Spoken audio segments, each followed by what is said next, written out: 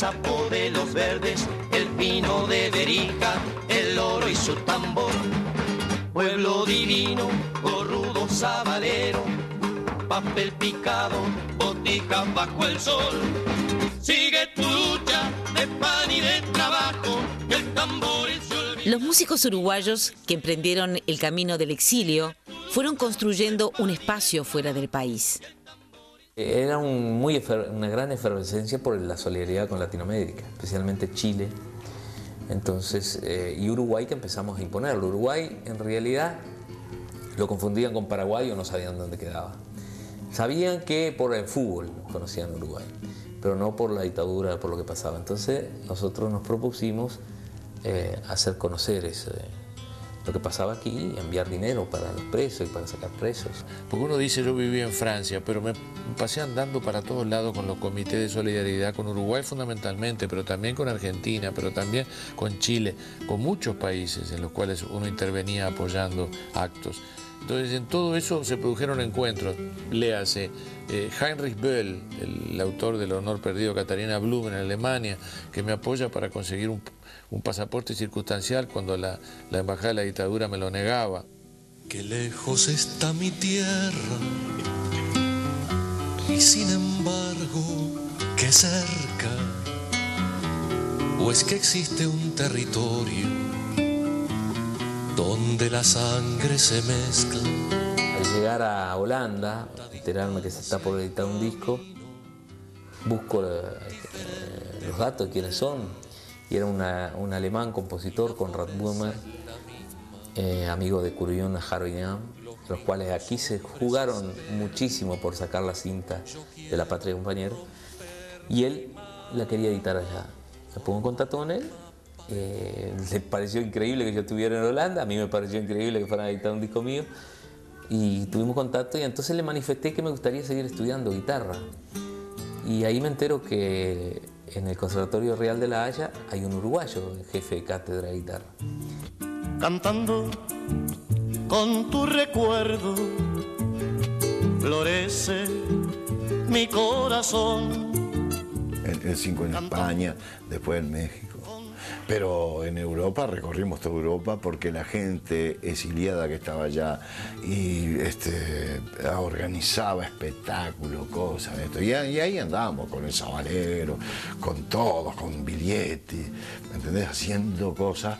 Y se mandaba una plata para acá, para los familiares de los presos.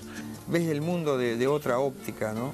Porque una cosa es ir a cantar o ir de paso a un lugar y otra cosa es vivir. Uno puede medir la proyección artística muy diferente, ¿no? Porque nosotros cantábamos en España, por ejemplo, donde estábamos, y íbamos después a los 6 meses y nadie se acordaba de lo que habíamos cantado. Orgulloso de estar ante ustedes para traer una muestra de cómo piensa, de cómo canta, de cómo actúa el hombre de aquella parte de América del Sur. Nosotros vamos a... ¿Cómo no? Muera así, hermano. Muchas gracias.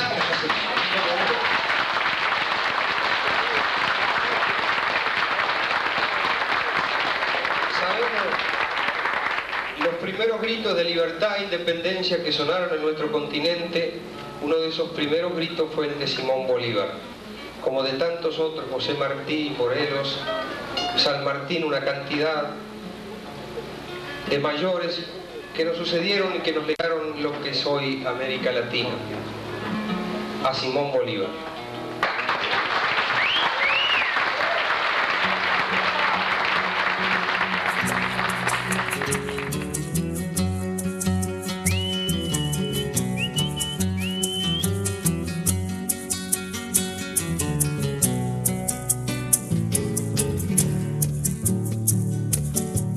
Simón Bolívar, Simón,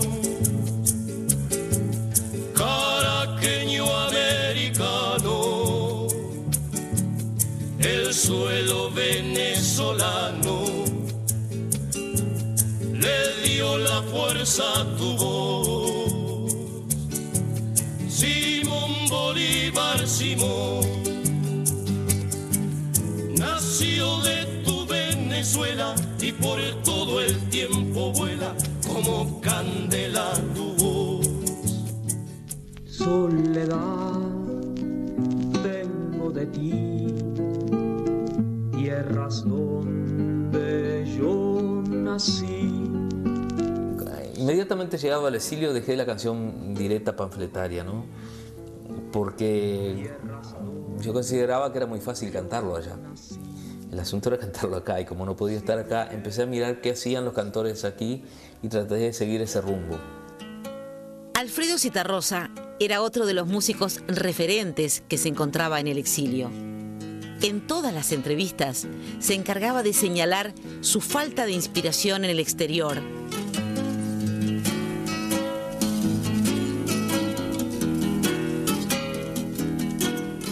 De que el flaco había sufrido mucho, sí, pero él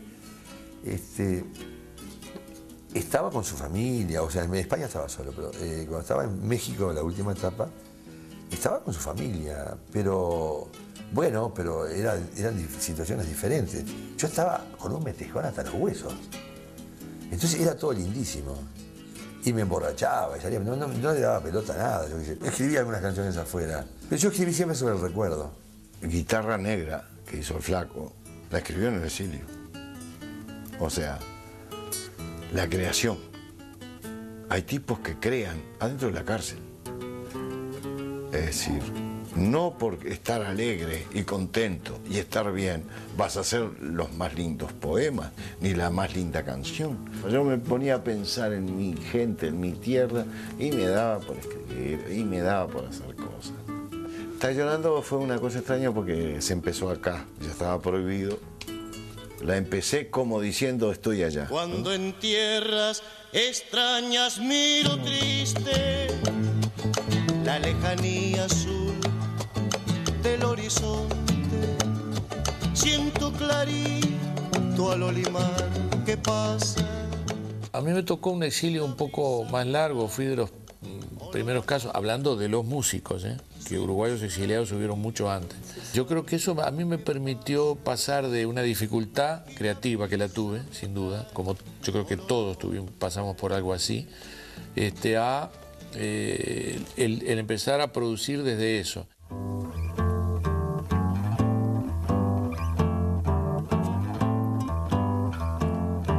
Se corría el riesgo de que la opinión internacional creyera que los que estábamos aquí haciendo cosas éramos colaboracionistas.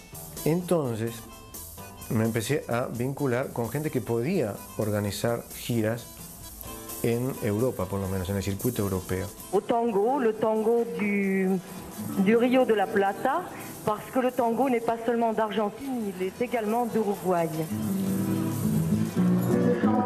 De Jorge Bonaldi. Leía un pequeño documento de mi redacción y después armaba un recital y después se establecía una especie de foro con preguntas y respuestas. Esa era una parte. Después era la asistencia a los grandes medios internacionales de difusión, como por ejemplo Radio Televisión Española, la Deutsche Welle, Radio Nederland. Y también está dedicada esta actuación a todos los uruguayos que me están escuchando por Radio Francia Internacional, con una oreja pegada a la onda corta y la otra oreja puesta en los ruidos que hace el país. ¿On y va?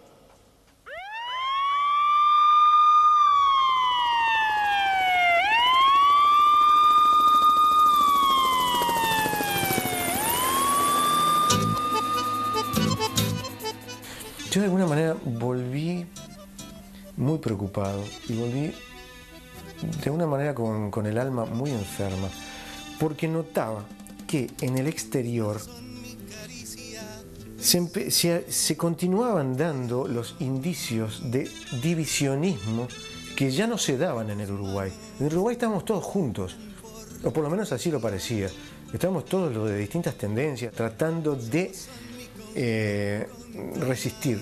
Y en el exterior lo que yo notaba es que los grupos mantenían el divisionismo de la época anterior. Por ejemplo, si yo cantaba en un espectáculo patrocinado por un grupo, el otro grupo no concurría o generaba en ese mismo momento un recital, un baile de otra índole. Entonces, Esto a mí me producía una angustia muy grande, porque yo iba a cantar para toda la comunidad.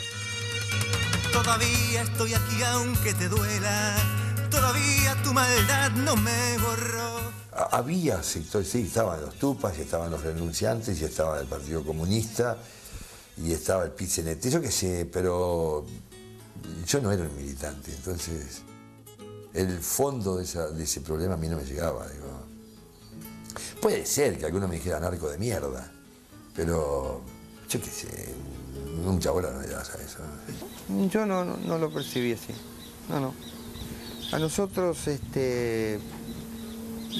fuimos a cantar varias veces, a veces nos llevaban, yo qué sé, un grupo político, por decirte, el grupo de los socialistas, o a veces nos llevaban el grupo comunista, a veces íbamos por el grupo, yo qué sé, diferentes grupos, e incluso por los partidos tradicionales que estaban también prohibidos, ¿no? Sea un problema dentro del exilio uruguayo, chileno, pasaba con todos. Allá había tiempo para discutir, no había los sustos de acá, ni estaban presos. En el caso nuestro, mío, lo que tratamos fue de llegar al público europeo, tratar de hacer conocer nuestra realidad. A los uruguayos se suponía que ya sabían. Entonces es posible que Bonaldi, el Jorge como fue desde acá, no tuvo todas las posibilidades que teníamos nosotros viviendo allá. Yo iba a cantar a pueblitos holandeses, donde nunca habían oído hablar de Uruguay, me confundían con paraguayos. Uruguay era Chile. Incluso hubo un holandés una vez que me ofreció traer algo al Uruguay y iba para México, no tenía idea de que era el Uruguay. Pero nosotros tratábamos de lograr la solidaridad de los europeos y además eran los que podían realmente aportar plata y cosas. Cantábamos en las ferias, hacíamos muchas empanadas para vender en las ferias, hacíamos tortas, cosas para vender y vendíamos en las ferias. Y era plata que venía para los presos políticos. Venimos desde lejos del hondo y misterioso carnaval. El hombre es un muñeco, el hombre es un muñeco de sueños nada más. La luna polimareña nos ha visto esperar, soñando con las luces de un viejo carnaval. Algunos de estos músicos realizaron parte importante de su obra en el exilio. En el caso de Benedetti, que es una suerte de continuidad pasado el espacio y el tiempo, porque arrancamos en el 78 en México, otra vez un juego así un poco de encontrarse, de separarse un poquito. Fue muy lindo, es un tejido el trabajo. Si estamos lejos como un horizonte, si allá quedaron árboles y cielo, si cada noche siempre alguna ausencia y cada despertar un desencuentro, usted preguntará, ¿por qué cantamos? Y tanto que hemos luchado y sin embargo poco.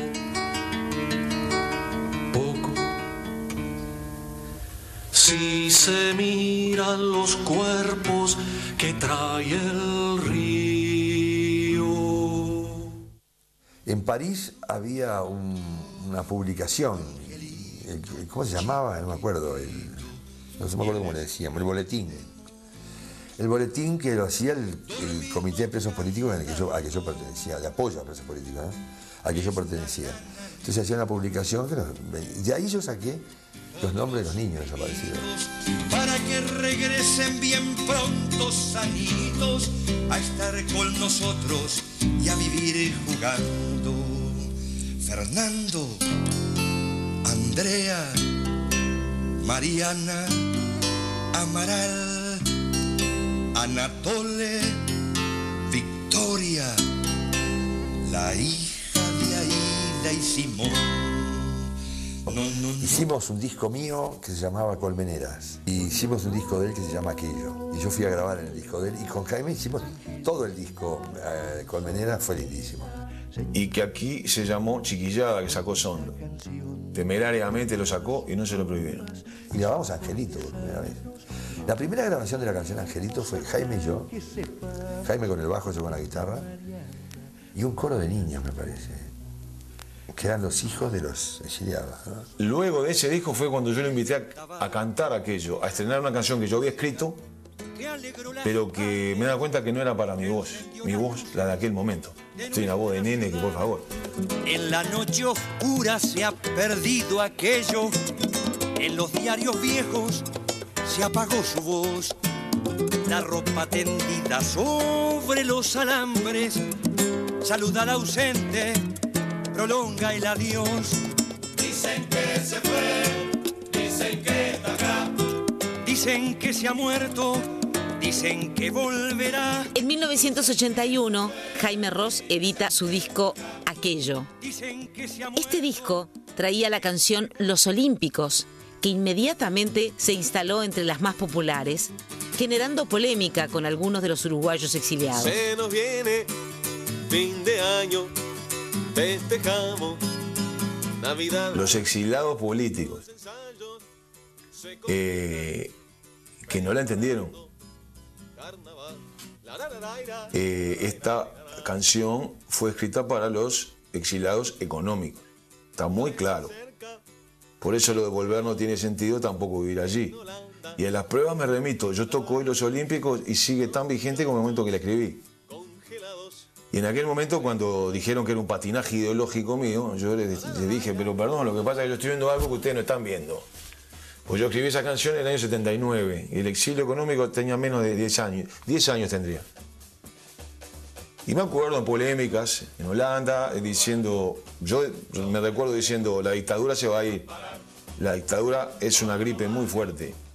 Ahora, el exilio económico es una enfermedad crónica. Antes éramos campeones, les íbamos a ganar. Hoy somos los sinvergüenzas que caen a picotear. Trabajador e inmigrante es la nueva profesión. Hay que agarrar sin papeles, la fletan en un avión.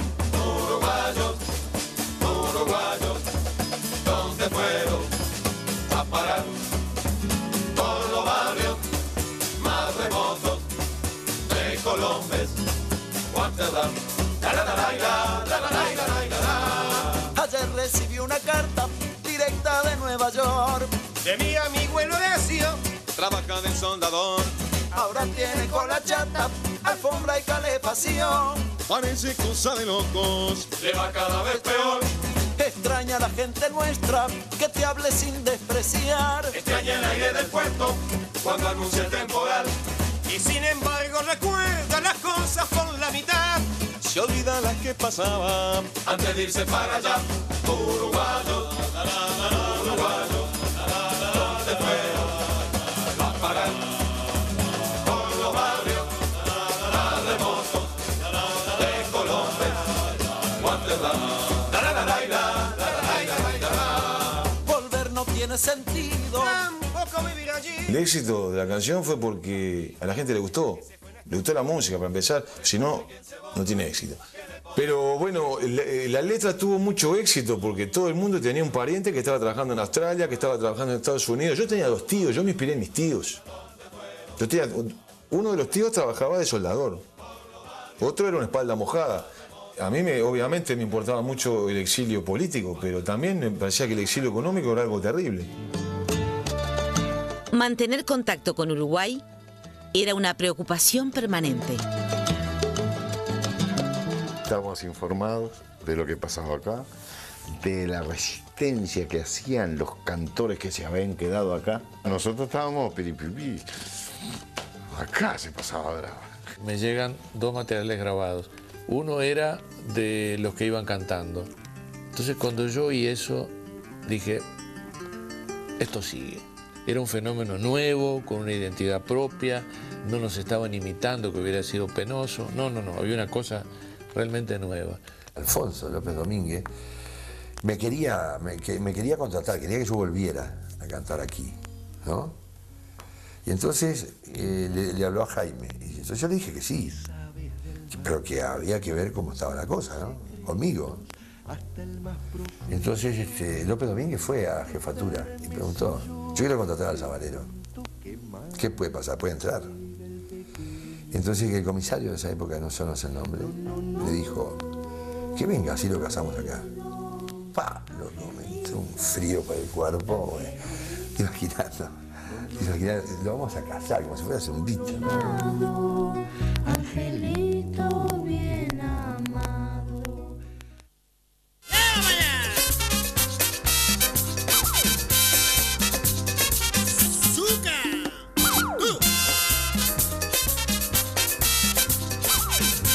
A comienzos de la década del 80, se produjeron algunos cambios en la música tropical. Y yo pienso que la gran revolución comienza a través del cubano en 1981, cuando su director, Luis Gayula, incorpora al staff del cubano el hombre que revolucionó musicalmente la música tropical de los años 80, Julio Barbosa, el tecladista.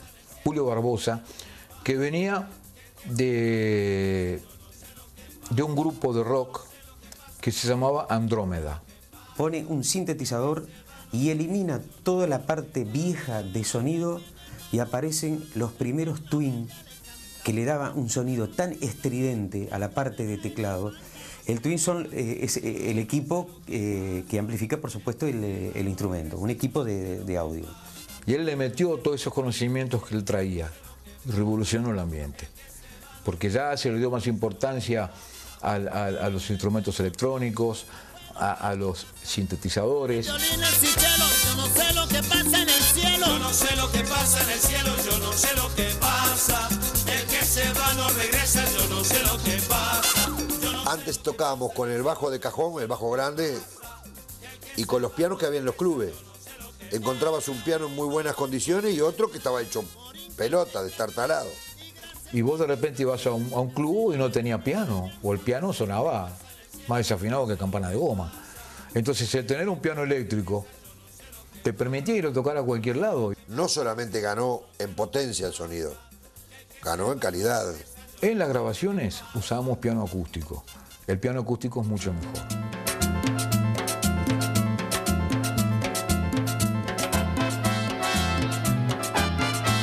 En esos momentos se podía diferenciar entre dos tipos de orquestas tropicales, las charangas y las sonoras. Por citarte títulos, Sonido Cotopaxi, Los Graduados, Grupo Electrónico Queguay, Herederos. La diferencia estriba primero que las charangas es un grupo que no tiene instrumentos de viento, que a diferencia de las sonoras, las sonoras tienen instrumentos de viento y no tienen guitarra. Las charangas tienen guitarra. Las charangas estaban asignadas para trabajar para el público del interior o para las tanguerías. Temas muy colombianos, practicaban mucho, ponían en escena la cumbia por excelencia, los corridos, cosa que no lo hacían las sonoras. Las sonoras eran más guaracheras, más soneras, más pleneras, más salseras, ¿no? ¡Murga! ¡Qué chévere, qué chévere! En 1983 se produce un hecho que contribuye a plantear el prejuicio que existía sobre la música tropical, tal como lo plantea el periodista Rodríguez Barilari en la revista Canto Popular. La llegada a Montevideo de Rubén Blades puso el tema arriba de la mesa.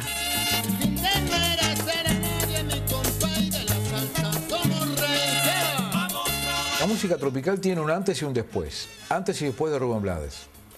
Fue la primera vez su disco Siembra, cuando sacó temas con determinado contenido, que ya la gente no los quería para bailar, los escuchaba. Pero normalmente la música tropical era una música ligera destinada a bailar. La música brasilera, una música que le encantaba a todo el mundo. Dejémosle de lado la bossa nova, Vinicius de Moraes, todas esas cosas, ¿no? La música brasileña para bailar, para saltar, para hacer farándula. Mamá, yo quiero, mamá, yo... A nadie se pone a pensar en el sentido de la letra, la gente quiere bailar. Entonces es cierto, hay letras tontas, porque era una música para bailar. Posteriormente, después de Rubén Blades, ya empezó a haber música tropical para bailar, pero con letras más profundas. Cuando la desaparición de Elena Quintero, a Maracaibo se le ocurre hacer un tema, a Juan Antonio se le ocurre hacer un tema que se llama Elena Quintero. En el brass de él habían 2 trombonistas, 3 trompetas, una de las trompetas era Juan Antonio, militares. Que el disco vino, la censura, te rayaban el surco. El inspector venía, está como lo de Serrat, como que te rayan el surco y te ponen una cinta arriba del surco. Los 4 caños en cana cayeron. En cana cayeron. No pudieron actuar nunca más en la música tropical. Ah, molestaron. Molestaron. Chico lo bautizamos como la víbora del trombón, porque tiene su particularidad. Y la movida tropical siempre fue una cosa que no solo a nivel de música, sino en general, en los formados dentro del sistema académico y el eurocentrismo y demás, fue una cosa que nunca pudimos hasta hoy abarcar bien y poner en su justo término, ¿no? Quizás por aquello que conversábamos hoy de poner de acuerdo la cultura cadera para arriba con la cultura cadera para abajo.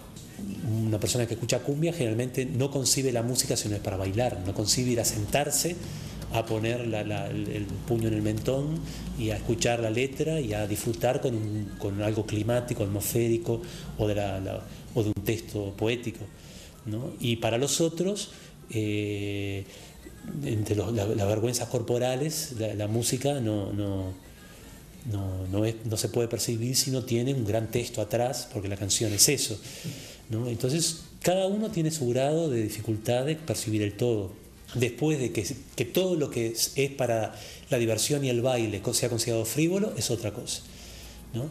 Y que el intelectual hace aquello que hace la gente del pueblo, todo entre comillas, hace lo mismo, pero cuando se emborracha, que es lo que, como decía alguno, ¿no? También es otra cosa.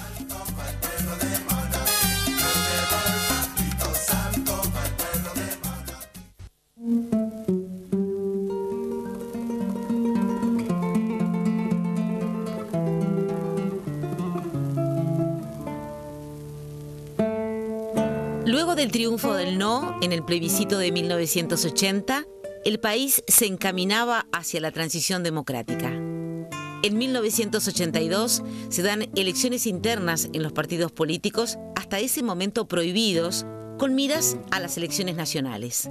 Comenzaban algunos actos políticos. Eran elecciones con candidatos y partidos proscriptos, por lo cual se hizo una campaña por el voto en blanco. En el terreno económico y social, el llamado quiebre de la tablita, el 26 de noviembre de 1982, hundió al país en una crisis. El dólar subió de 14 a 42 pesos uruguayos. A mí me terminaron echando de ese momento del trabajo donde yo estaba, en una metalúrgica, por esa historia de la tablita, la reducción de personal. En Uruguay seguían en aumento los recitales en gimnasios de básquetbol. En 1981 se da un recital de Jaime Ross en el Palacio Peñarol. Era su vuelta al país y, aprovechando la vuelta de OPA, tocó con los hermanos Fattoruso, pero el resultado no fue el esperado. Es un trauma que me quedó para siempre. Es tan horrible que sonó. Y cómo se nos fue el concierto de las manos, porque directamente era una debacle sonora. No es real. Musiqueros concentrados en no errarle a la armonía, y los ojos de indecente pureza cambian de color. Y después, cuando fuimos a tocar a Tele 12, que inauguramos la era color de la televisión uruguaya, se rompió la consola de sonido ese día y todo lo que salió al aire estaba distorsionado. Porque yo creía que la revancha iba a ser tocar ahí. No, fue peor todavía. A veces hablan mal del público uruguayo, que no presta atención al uruguayo. No. Falso. El público uruguayo a mí me perdonó esa debacle. Y después me fueron a ver nuevamente. Eterno agradecimiento. Pidieron pasar canciones mías, me acuerdo, en la mayoría de las radios que estaban con la dictadura, ¿no? Los Olímpicos no la pasaban, estaba prohibida. Y también me prohibieron el CX30, que era la radio del Partido Comunista en aquel momento. Al mismo tiempo que me prohibieron los milicos. Es una doble medalla de honor que tengo. No, lo que pasa es que hicieron un festival y querían que todo el mundo tocara gratis. Entonces yo dije, bueno, yo toco gratis, pero a los músicos que tocan conmigo yo quiero que les paguen el cachet mínimo que cobra un músico. Y bueno, me prohibieron. Tuve 4 meses prohibido. Y había algunos integrantes de esa radio que patrullaban para lo que los demás, los que tenían los programas no pasaban canciones mías. Y gracias a Nelson Díaz y a Caula también, ellos fueron los primeros 2 que rompieron ese bloqueo.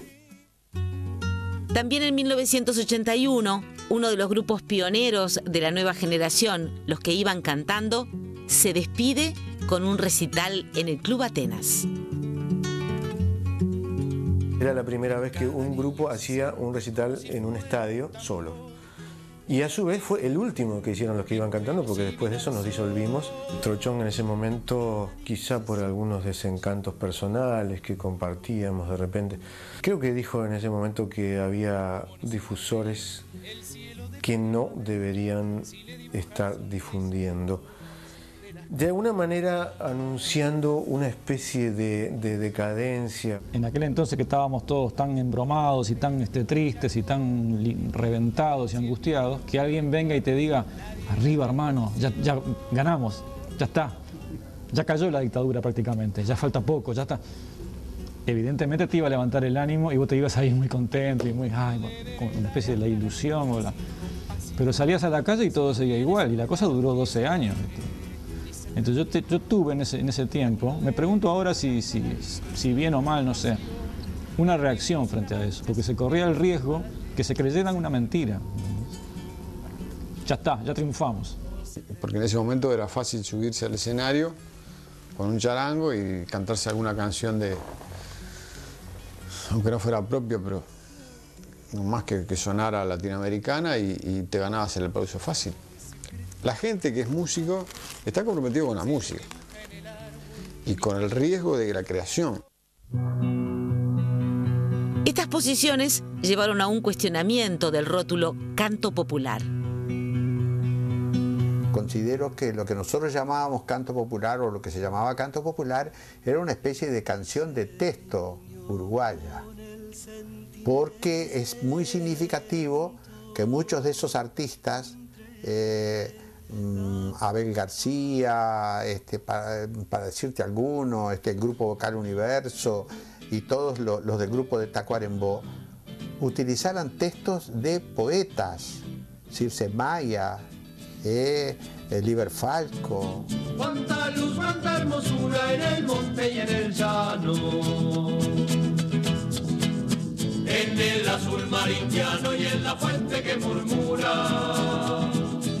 No era solamente cantar, no eran como estas canciones de festivaleras internacionales que no importan absolutamente un pito lo que digan y puede ser tarareado solamente, porque el texto no importa, ¿no? Ahí sí, nosotros considerábamos que tenía que ser una valoración similar del vehículo musical y el texto.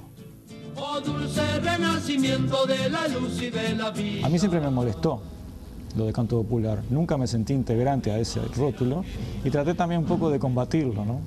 De hecho, bauticé esa canción sumamente crítica respecto a la demagogia con esas palabras, canto popular. La esperanza falsa o la real, ¿cuál hay que tener en este caso?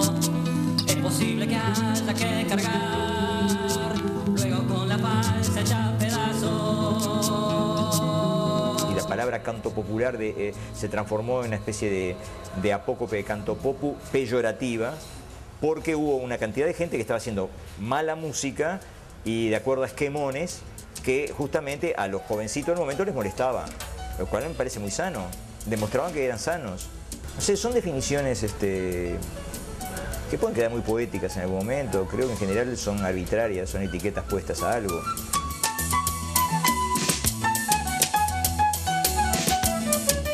Si canto popular le querías poner a todos los músicos del Uruguay que están en contra de la dictadura, entonces éramos canto popular. Ahora, si canto popular se le quería poner a un estilo, bueno, cuando a mí me preguntaban, ¿perteneces al canto popular? Yo decía, bueno, decime qué es el canto popular y te digo si pertenezco o no pertenezco. Y nunca nadie sabía decir qué era el canto popular. Entonces yo una vez dije, lo único que sé es que yo soy de la barra de Negro Rada. Atiné a decir eso. Pero yo no estaba en contra de todos esos músicos. No, yo estaba en contra del rótulo. Y estas personas que recién te nombraba, que propiciaban, por ejemplo, que se llamara canto popular todo el movimiento, etc., también pensaban que había que rebajar el nivel de la propuesta para que llegara a todos, y toda una cosa así muy paternalista que siempre tuvieron ciertos partidos políticos de izquierda de acá, ante los cuales también yo me rebelaba, ¿no? Se daba que algunas de las formas más difundidas de desarrollo de la música popular en esos años, bueno, por alguna gente eran tomadas como un modelo único, y lo que no se parecía mucho a eso, entonces alguna gente no lo sentía como parte de todo. Muchachos, ya nos vamos, ¿quién vendrá en lugar nuestro? ¿Quiénes oirán la historia de cómo nos echaron? ¿Quién templará el acero? De ahora en adelante bailemos, compañeros, la polca del espiante. Me daba bastante rabia que siendo de repente uno de los únicos que trataba esa temática de la vida cotidiana del trabajador, del obrero, fuera tan resistido por la gente que en teoría, digamos, enarbolaba la bandera de la clase obrera como vanguardia de los cambios sociales y de la transformación de la sociedad, ¿no?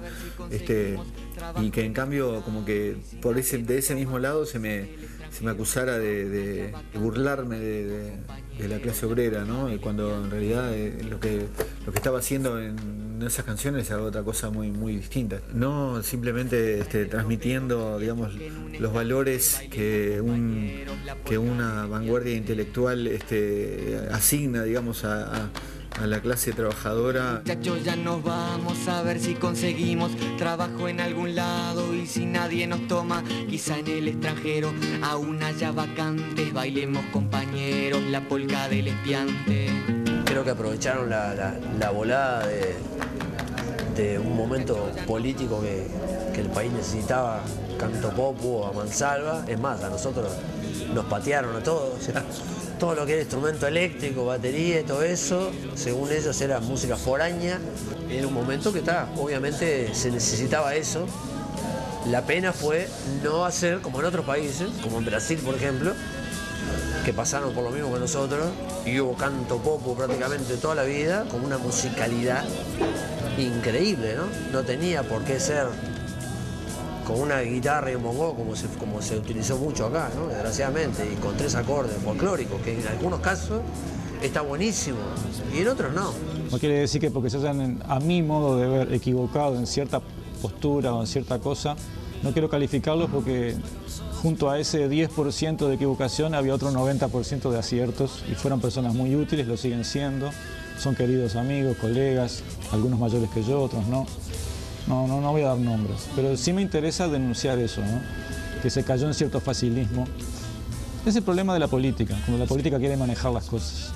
Todas esas personas eran primero políticos y después artistas. Yo soy un músico que tiene, por supuesto, simpatías, opiniones, y las expreso donde debo expresarlas. En esos años, uno de los referentes de la música popular uruguaya decide abandonar la música.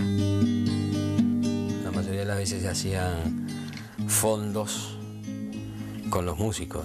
Entonces yo me acuerdo que en esa época estaba medio embromado de trabajo, y no, onda que decía, te ofrecían un chorizo y un vaso de vino. Pero yo tengo familia, tengo que comprar leche para la chiquilina, no, ¿qué es esto? Y me decía, ¿y todavía querés cobrar? Entonces dije, no, escúchame, de cagar. No es así. No es así. Pintaba un asado, pero si te llevas la guitarra. Pero entonces, por te llevas la guitarra, vos que sos especialista en tal cosa, te llevas el coso y demostrás que es lo que hacés. Ah, no, el único que tenía que llevar la guitarra yo.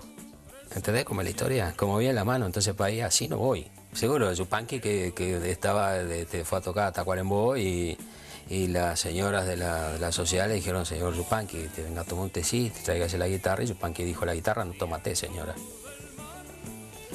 ¿Está?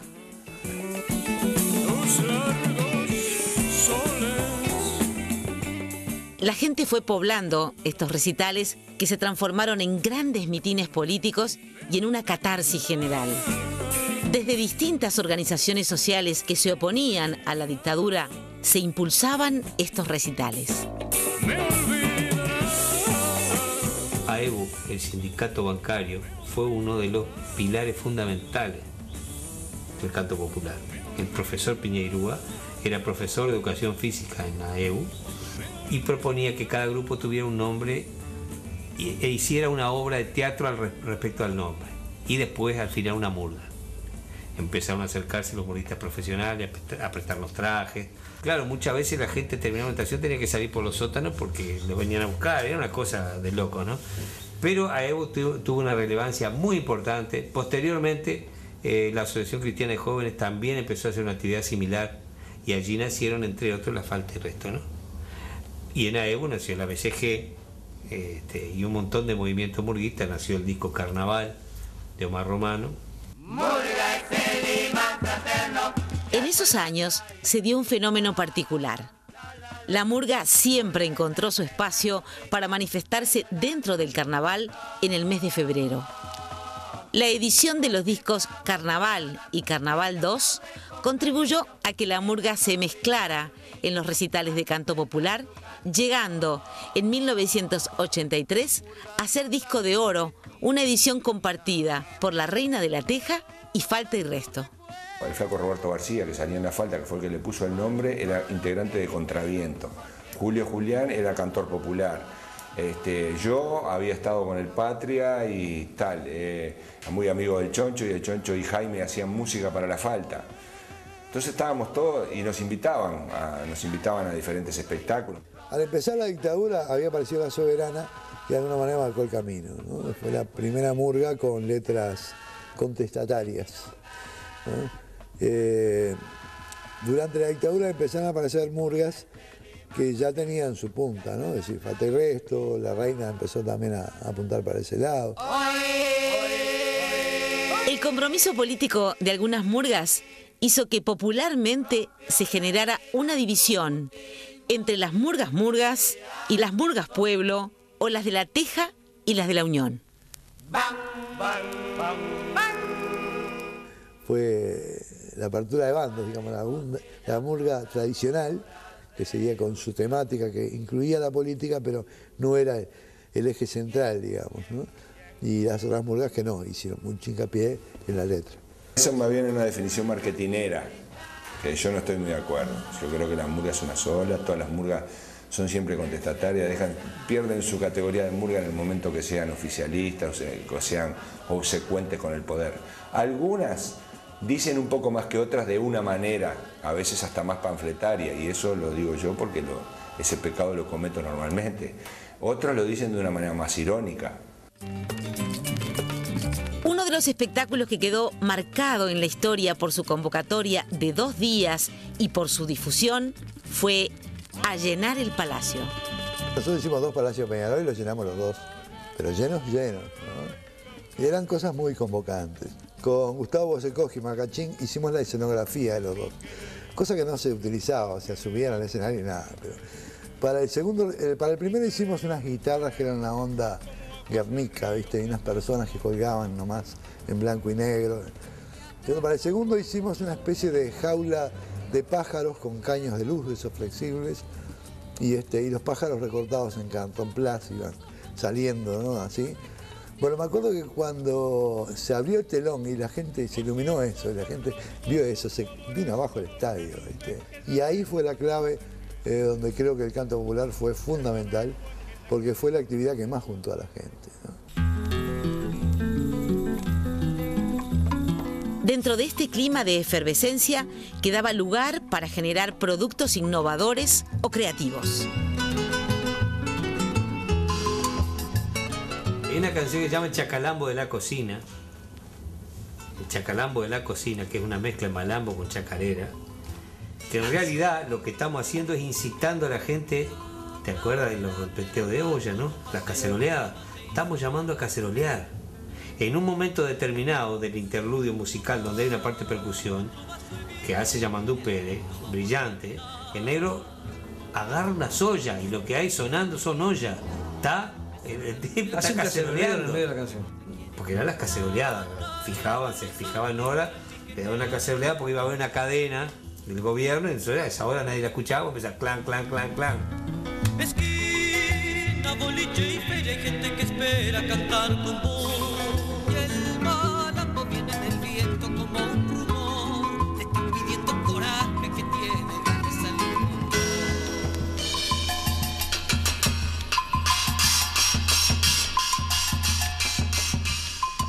Bueno, la canción surgió por la necesidad mía, la inquietud de hacer una canción que se refiriera a las dictaduras que habían en ese momento. Yo la disfracé de como parodia de las traducciones de las seriales norteamericanas, todas esas palabras que nos producen en comicidad, ¿no?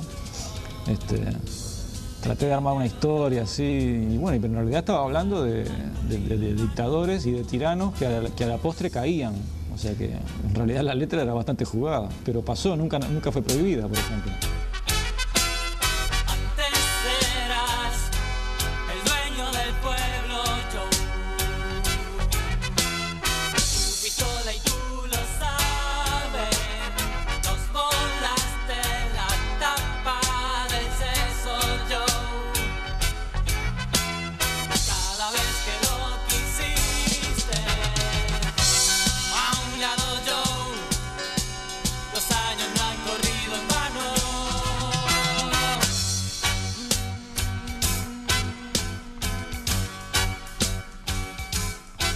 En el capítulo siguiente,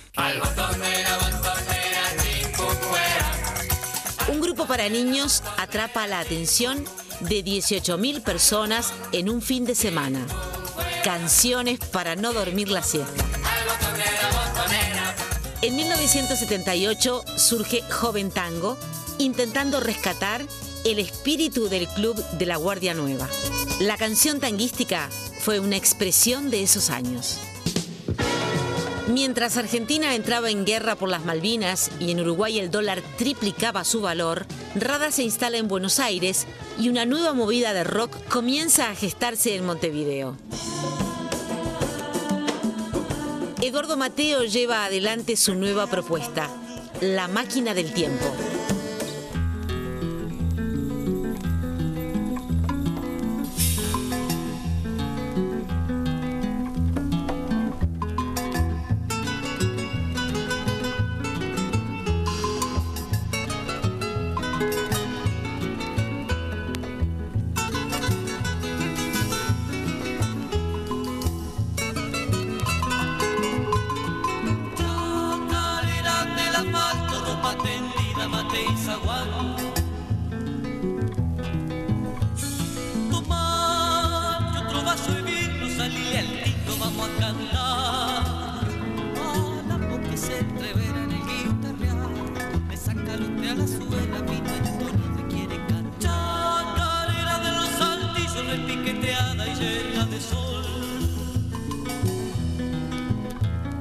Esquina, boliche y feria, hay gente que espera cantar con vos.